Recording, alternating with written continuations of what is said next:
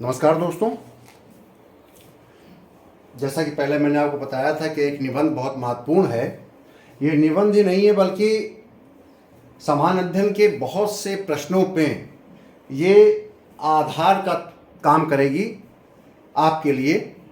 वो निबंध है विकसित भारत। जैसे कि आपको मैंने अभी पिछला एक टॉपिक सस्टेनेबल गोल सतत विकास के 17 जो लक्ष्य हैं उन पर मैंने वीडियो बनाया था और उन 17 लक्ष्यों को मैंने लगभग 100 योजनाओं से आच्छादित कर दिया था। अगर आपको उनमें से 30% 40% भी योजनाएं याद रही तो आप सतत लक्ष्य अच्छे से लिख देंगे। और आपको सतत लक्ष्य 17 आपको याद रहने भी चाहिए, क्योंकि ये जरूरी नहीं कि ये प्रश्न आए, लेकिन एक करंट और एक विकास के आधार पर एक निबंध जरूर आएगा। उसमें आप इसको समग्र रूप से लिख देंगे हिंदी के पेपर में। इसलिए आपका ये सब पढ़ना बहुत महत्वपूर्ण है। तो देखिए, निबंध है ये विकसित भारत 2047 संभावनाएं एवं आशंकाएं। मैंने इसमें आशंकाओं को भी जोड़ा है, तो संभावनाओं के साथ हमेशा आशंकाएं रखेंगे तो निबंध बहुत अच्छा बनेगा। ये भारत के प्रधानमंत्री श्री माननीय नरेंद्र मोदी जी की संकल्पना का ये विकसित भारत है, जिसको वो चाहते हैं कि जब 100 वर्ष हमारा स्वतंत्रता दिवस पूरे करे तो हमारा देश विकसित हो, डेवलप्ड इंडिया के रूप में जाने।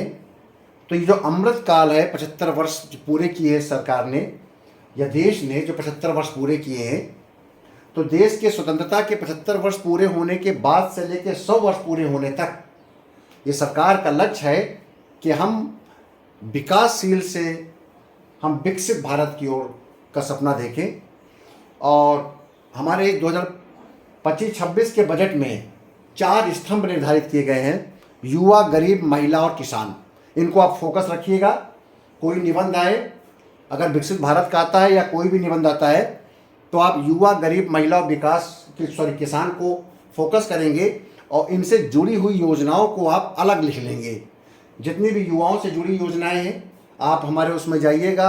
17 जो गोल निर्धारित किए गए उसमें से आप गरीबों की योजनाएं मिल जाएंगी, महिलाओं के लिए मिल जाएंगी और किसानों के लिए योजनाएं मिल जाएंगी। इन योजनाओं को फोकस कर दीजिएगा विकसित भारत में। अब विकसित भारत के लिए लक्ष्य जो मैंने निर्धारित किए हैं, क्योंकि ये निबंध चल रहा है कि आप संकल्पना करिए कि भारत को अगर विकसित करना है तो किन किन क्षेत्रों में फोकस करना होगा। तो मैंने कुछ क्षेत्र निकाले हैं कि अगर भारत को 2047 में विकसित करना है तो ये क्षेत्र हैं। चूँकि 300-400 शब्दों का आपको निबंध लिखना होता है, 400 शब्दों को आप 600 शब्द मान लीजिए, क्योंकि निबंध आपको जब लिखेंगे तो 45 मिनट से लेकर 1 घंटा आप निबंध पर फोकस कर जाइएगा। पहला आप उसमें आउटलाइन बनाइएगा कि मुझे किन किन टॉपिक पर निबंध के अंदर लिखना है। जब आप एक रफ पेज में आप आउटलाइन खींच लेंगे और उसके बाद अपनी हेडिंग डाल लेंगे और उसके बाद रफ पेज को काट दीजिएगा 2 लाइन खींचकर, और लेकिन उसके आधार पर फिर आप फेयर निबंध लिखना शुरू करिएगा। 5 से 10 मिनट आपको ये विचार करना होगा निबंध लिखते समय कि किन किन पॉइंट को मुझको डालना है। जब आपको लगे कि इस निबंध पे मेरे पास पर्याप्त मटेरियल मेरे दिमाग में है, तमाम फैक्ट हैं, तो 6 से 7 मिनट आप मन में मत सोचिए, बल्कि कॉपी का लास्ट पेज को लिखिए रफ और उसमें आप कुछ पॉइंट लिख डालिए और लिखने के बाद फिर आप फेयर में आ जाइए। ठीक है, तो ये आउटलाइन खींच लिया जाता है जिससे कि आपको पहले से ही ये आपके रहे कि जब आप 40 मिनट 30 मिनट कलम चलाएंगे तो कलम रुकेगा नहीं, आपके पास इतना मटेरियल होगा। तो जैसे आपके दिमाग में आएगा कि कौन कौन से हम लक्ष्य बनाएं विकसित भारत को, तो मैंने आपको इतने लक्ष्य दे दिए हैं। कौन सा लक्ष्य है? आर्थिक विकास, 30 ट्रिलियन की इकोनॉमी बनाना है। 8 से 9% का हम ग्रोथ रेट रखें। आपके दिमाग में हो कि आर्थिक विकास में हम क्या लिखेंगे। सामाजिक समानता यानी कि इंक्लूसिव ग्रोथ। सामाजिक समानता में कोई भी वर्ग, चाहे पिछड़ा हो, दलित हो, अनुसूचित जात हो, जनजाति हो, दिव्यांग हो, महिला हो, ट्रांसजेंडर हो, गरीब हो, मुसलमान हो, माइनॉरिटी हो, किसी के बीच में कोई अंतर नहीं। सामाजिक समानता। वैश्विक प्रतिस्पर्धा के क्षेत्र में जहाँ जहाँ पर हमें अगर विश्व से कंपटीशन करना पड़े तो कहीं हम पीछे ना हटें, एक ये लक्ष्य। पर्यावरण स्थिरता के लिए जितने कदम उठाए जा रहे हैं, नेट जीरो आपका एमिशन की बात की जा रही है, आपका अधिक से अधिक ईवीज की, इलेक्ट्रॉनिक व्हीकल्स की बात की जा रही है, ग्रीन ऊर्जा की बात की जा रही है, ग्रीन हाइड्रोजन की बात की जा रही है, इन सब का उल्लेख करिए। औद्योगिक आधुनिकीकरण नंबर 4 स्टार्ट हो रहा है। आधुनिकीकरण में जो भी साइंस टेक्नोलॉजी का अधिक से अधिक प्रयोग हो सके, जितनी भी हमें कम से कम उसमें नॉर्म्स कम करना पड़े, वो सब करना चाहिए। रिसर्च एंड डेवलपमेंट, हरित क्रांति, सतत कृषि, इसको हम लोग टिकाऊ कृषि कहते हैं, जिसमें हम लोगों ने कहा है कि हम अधिक से अधिक जैविक खाद का इस्तेमाल करें और जैविक खाद के द्वारा ही कृषि को करें, तो ये हमारी सतत कृषि है। खुशहाली प्रेरित विकास मॉडल, आपके आर्थिक विकास का तब तक कोई उद्देश्य नहीं है जब तक देश का हर नागरिक खुशहाल ना हो, हैप्पीनेस ना हो। हैप्पीनेस मॉडल भूटान ने स्टार्ट किया था, तो देख यह एक सबसे अच्छा मॉडल है वैश्विक रूप में कि हमारा देश हैप्पीनेस मॉडल में बहुत अच्छा है। हम जब देखते हैं कि हम हैप्पीनेस मॉडल में बहुत अच्छा नहीं कर रहे हैं, बहुत पीछे हैं। 147 देशों का इंडेक्स बनाया गया था, तो भारत 118वें नंबर में है, मतलब 117 देश हमसे ज़्यादा खुशहाल हैं, ठीक है ना। अब मानव विकास सूचकांक में भी हमारी अच्छी स्थिति नहीं है, मानव विकास सूचकांक में हम आज भी बहुत पिछड़ रहे हैं, ठीक है। तो हमारे ये इंडेक्स जब हम बनाएं, जब विकास करें, तो हम ये देखें कि हम ग्लोबल स्तर पर कहाँ पर हैं। अगर हम ग्लोबल स्तर पर अच्छा नहीं कर रहे हैं, हम 191 देश में से 132वें देश में हैं ह्यूमन इंडेक्स में, मानव विकास में, ठीक है, तो हमसे 132 देश, 130 देश आगे हैं, ठीक। कृषि कल्याण, तो कृषक कल्याण के लिए जो योजनाएं हैं, इनको हमें देखना पड़ेगा कि कितना इनको बहुत ही तत्परता के साथ, ईमानदारी के साथ किया जाए। हमारा कृषक एक प्रकार से समृद्ध हो जाए। जो हमने लक्ष्य बनाए हैं 4 स्तंभ हमारे, महिला, किसान, गरीब और युवा, इन स्तंभों में कृषक महत्वपूर्ण आ रहा है। महिला सशक्तिकरण, हमको बताना पड़ेगा, 30% आरक्षण हमको देना पड़ेगा विभिन्न क्षेत्रों में, चाहे आपका विधानसभा हो, लोकसभा हो, राज्यसभा हो, इन पर आपको बल देना होगा। मध्यवर्गीय सुधार, जो मिडिल क्लास हमारा है, उसको हमें सुधार करना पड़ेगा। इसके सुधार के लिए सरकार ने कदम उठा दिया है। आप बताएंगे टैक्स में कि स्लैब में भारी परिवर्तन किया है, इसका उद्देश्य केवल मध्य वर्ग को सुधार देना है। 2025-26 में सुधार किया गया है। स्वास्थ्य एवं अच्छा जीवन, आप तमाम योजनाओं के बारे में बताइए। राष्ट्रीय सुरक्षा, आधारभूत ढांचा, जनसांख्यिकीय लाभांश, अगर देश में आबादी बढ़ रही है तो आप बताइए नवयुवकों का किस प्रकार से हमें प्रयोग करना चाहिए, श्रेष्ठतम उपयोग करना चाहिए। नवाचार, इनोवेशन, आपको विज्ञान प्रौद्योगिकी क्षेत्र में हमें अपनी तरक्की को दिखाना होगा। लैंगिक समानता, समावेशी विकास, यही इंक्लूसिव ग्रोथ है, डेवलपमेंट है, जिसमें हमारे समाज का कोई भी तबका पिछड़ा न रहे, चाहे वो गरीब हो, निर्धन हो, पुरुष हो, महिला हो, अल्पसंख्यक हो, आपका ट्रांसजेंडर हो, चाहे अनुसूचित जात का हो, चाहे आपका दिव्यांग हो, हर क्षेत्र का व्यक्ति समाज का के साथ के विकास के लिए रणनीतियां बनाई जाए। वैश्विक शक्ति के रूप में G20 में भारत नेतृत्व किया, ये हमारी वैश्विक शक्ति के रूप में है। विश्व के अंतर्राष्ट्रीय G7 में हमारा स्थान आना चाहिए, यूएनओ में हमें परमानेंट का दर्जा मिलना चाहिए, ये हमारे लक्ष्य होने चाहिए वैश्विक शक्ति के रूप में। सुलभ न्याय प्रणाली ऐसी हो कि कम समय में वो न्याय दे सके। डिजिटलीकरण, green energy, ease of doing business, इसमें भी हम बहुत अच्छे नहीं हैं। ईज ऑफ डूइंग बिजनेस में भी हम 63 देशों में 19वें स्थान पर हैं, 18 लोग हमसे आगे हैं। इस लक्ष्य की प्राप्ति के लिए भारत सरकार ने 2025-26 में कदम उठाना शुरू कर दिया है। जैसे अभी हमने कहा कि शून्य गरीबी के लिए, 100% अच्छी गुणवत्ता स्कूली शिक्षा के लिए, उच्च गुणवत्ता वाली सस्ती और व्यापक स्वास्थ्य सेवाओं के लिए, सार्थक रोजगार के लिए, कुशल श्रमिकों को अधिक से अधिक रोजगार के लिए, और आर्थिक गतिविधियों में महिलाओं को शामिल किया जा रहा है। खुशहाल किसान के लिए योजनाएं बनाई है, ठीक है। मध्यम वर्गीय के लिए, सबके लिए उन्होंने टैक्स में अधिक से अधिक रिबेट दिया 25-26 में, ठीक।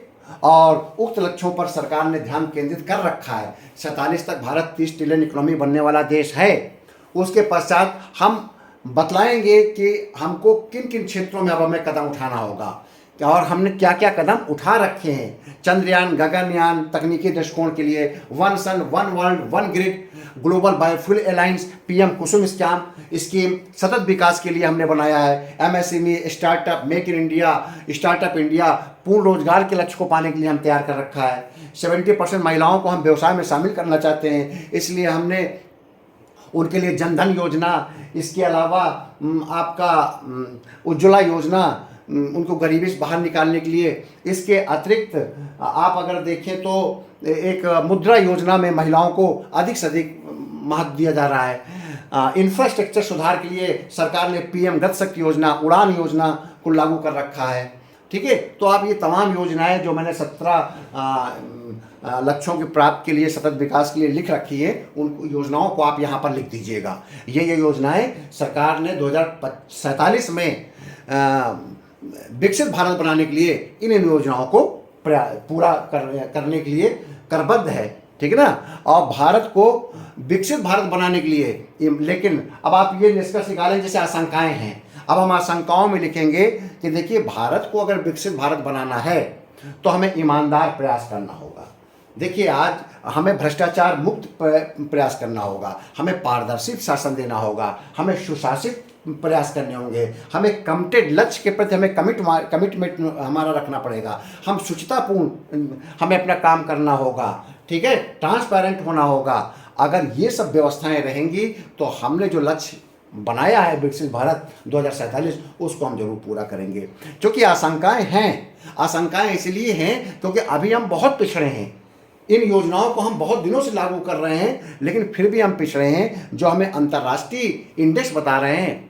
और अब नीति आयोग ने भी इन्हीं मामलों पर इंडेक्स अपना स्टार्ट करना शुरू कर दिया है ताकि हम विश्व के इंडेक्स के बराबर आने की कोशिश करें। हमारा देश बहुत प्रगति कर रहा है, हमारा देश विकास के रास्ते में बहुत तेजी से है। नीति आयोग ने हर योजना को जो भी संचालित हो रही है उसका इंडेक्स, प्रोग्रेस का इंडेक्स बना रखा है और हर स्टेट उस इंडेक्स पे काम करता है और हर वर्ष नीति आयोग लिस्ट सूची जारी करता है और बताता है कि किस मामले में कौन सा राज्य अव्वल रहा है। आपस राज्यों में आपस में कंपटीशन हो रहा है और इसका परिणाम ये होगा कि राष्ट्रीय स्तर पर हमारा जो स्तर है बहुत ऊपर उठ जाएगा। ईज ऑफ डूइंग आपने बताया, हम अभी पिछड़े हुए हैं, 63 स्थान पर हैं। इनोवेशन नवाचार में हम 132 देशों में 40वें हैं, बहुत हमने प्रगति कर लिया है। मानव विकास में 132वें नंबर पर 191 में। ग्लोबल हंगर में हम 125 देश में से 111 नंबर पर हैं। अभी हमारे देश में बहुत गरीबी है, बहुत भुखमरी है। जेंडर गैप इंडेक्स में हम 140 नंबर में। इसका एक कारण यह भी है कि हमारे देश की आबादी बहुत है। जब हमारे देश की आबादी होगी ज़्यादा तो हम इंडेक्स में पीछे जाएंगे। अगर हमारे देश की आबादी बहुत कम होती तो हमारा परसेंटेज ज़्यादा अच्छा होता। ठीक है ना। भ्रष्टाचार इंडेक्स में हम 180 देशों में 93 नंबर पर हैं। रूल ऑफ लॉ में हम 142 देशों में 79 नंबर पर हैं। डेमोक्रेसी में भी हम 167 देशों में 53 नंबर में हैं और खुशहाली इंडेक्स में हम 147 में 118वें नंबर पर हैं।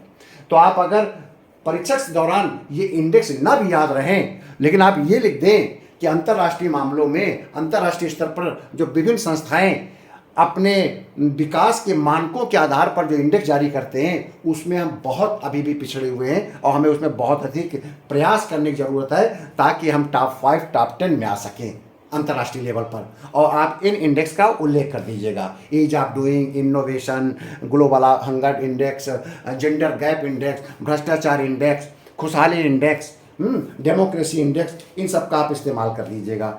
ठीक है ना। तो भारत को, आपको जब ये लिखेंगे भारत को विकसित देश करने के लिए तो आप बताएं कि अभी भारत ने बहुत तकनीकी रूप से, वैज्ञानिक रूप से उन्नत किया है। AI, robotics, quantum computing, 5G, 6G तकनीकी का ही विकास कर रहा है। R&D में हम बहुत अधिक विकास कर रहे हैं, रिसर्च डेवलपमेंट में।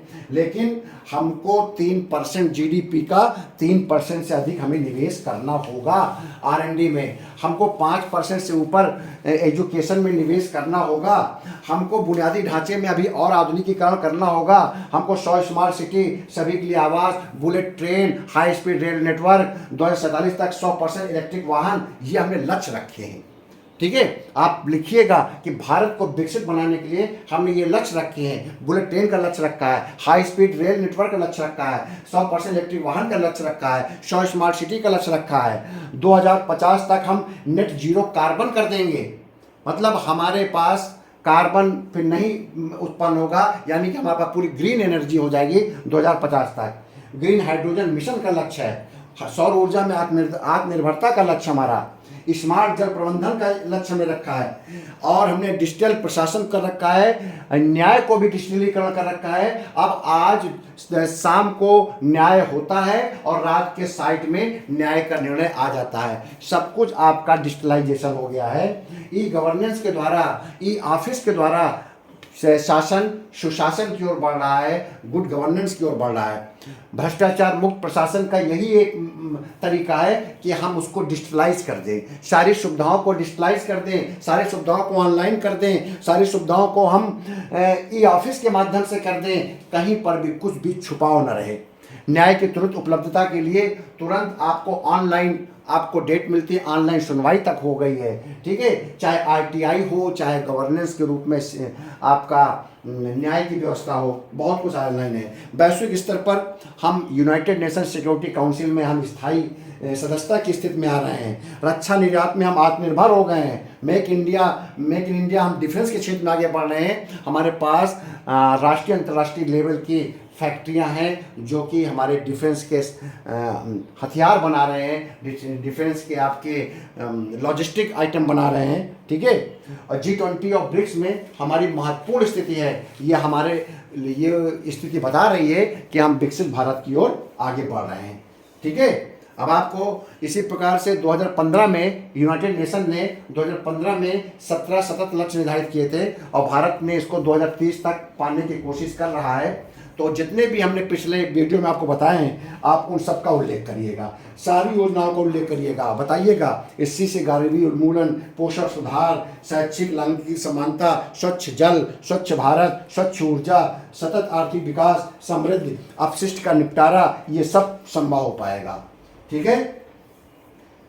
आप और इसी के द्वारा आप लास्ट में निष्कर्ष निकाल दीजिएगा कि भारत को ये सब लक्ष्य प्राप्त करने के लिए ईमानदार प्रयास करने होंगे, तभी विकसित भारत 2047 का लक्ष्य प्राप्त होगा और हर युवा कुशल, हर गरीब समर्थ, हर महिला सशक्त और हर किसान समृद्ध हो सकेगा। ये आप लिखकर विकसित भारत 47 के निबंध को पूरा करिएगा। मुझे पूरा विश्वास है कि जो मैं आपके साथ जुड़ा हुआ हूँ उसका आप अधिक से अधिक फायदा उठाएंगे।